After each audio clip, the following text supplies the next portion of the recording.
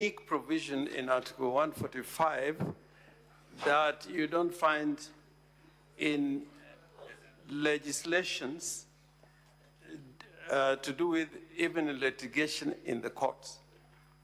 But because the makers of this constitution knew that these proceedings are time-bound, there is under Article 145, sub-article 5, a very important provision.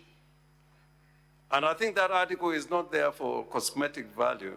That article is there to deal with a situation like we find ourselves in, because the makers of this constitution knew that when processes are time-bound, they must be a safety valve. Article 145, sub-article 5, which applies mutatis mutandis in relation to the removal from office by way of impeachment of the deputy president, states as follows. The president, and for that matter, it should be read, the deputy president, shall they have the right to appear and be represented before the special committee during its investigation. Now, the point that I want to make, that not in a lot of legislation you find the right to be represented highlighted, because the deputy president can elect to be represented either by his advocate or by him appearing in person, or having both the deputy president and his advocate to appear. Now, I want to put before the Senate, because a lot of you have this problem a lot of time during the elections. If, in accordance with the election law, you are required to subscribe your nomination papers on a certain day, and you fail it, you're running for president or deputy president, and you're told that you must present your nomination papers on a certain day, as it is there in the law, would you feign sickness and fail to represent your nomination papers on that particular day? And I can tell you, if you fail to do so, the law will not give you any accommodation. You'll be out, and there are a lot of decisions on this matter. I want to talk to this Senate very frankly, that Senior Counsel Mwite was basically giving evidence. He has not told us where, or if he has told us, the medical institution where the deputy president is. But for the deputy president to fail to bring evidence, credible evidence before the House that has been admitted, even that evidence that has been admitted to a medical institution, we don't have it. We will rely on the evidence from my senior counsel, Paul Mwite. That is evidence. But in practice, I can say without a fear of contradiction, there are many times where people are represented even in medical documents, and later on they've been found to be fake, if I may use that word.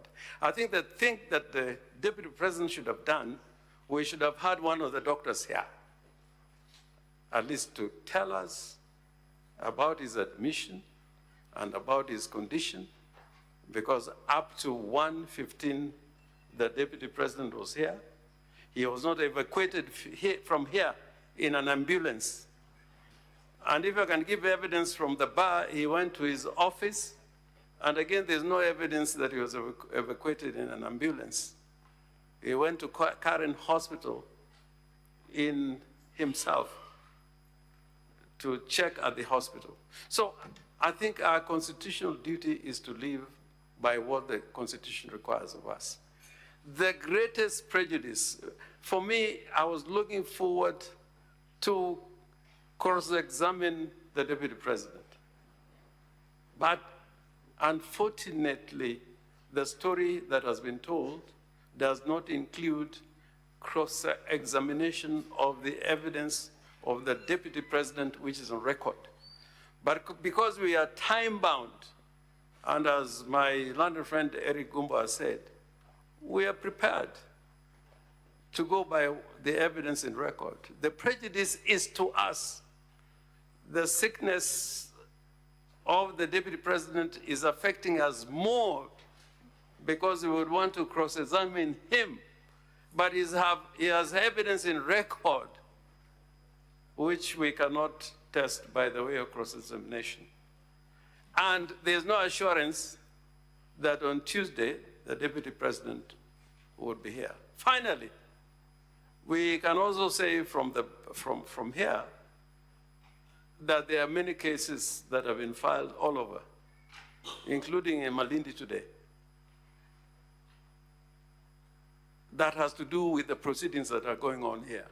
So I am in a position to say that this health condition in which the Deputy President is, and I sympathize, may be opportunistic in the absence of medical evidence from a doctor. It may be opportunistic. And I saw him when he came in. I'm not a doctor, but there was nothing to suggest that he was in the condition that Honorable Counsel has been talking about. So do the senators now turn into a jury to make a decision on the basis of evidence presented from the bar by senior counsel without no documentary proof of where the Deputy President is and what ailments is suffering for? I think the more important duty for this Senate is to comply with the Constitution. And we urge you to comply with the Constitution and proceed with the hearing of these impeachment proceedings. Thank you. Senior Counsel Paul Mwite.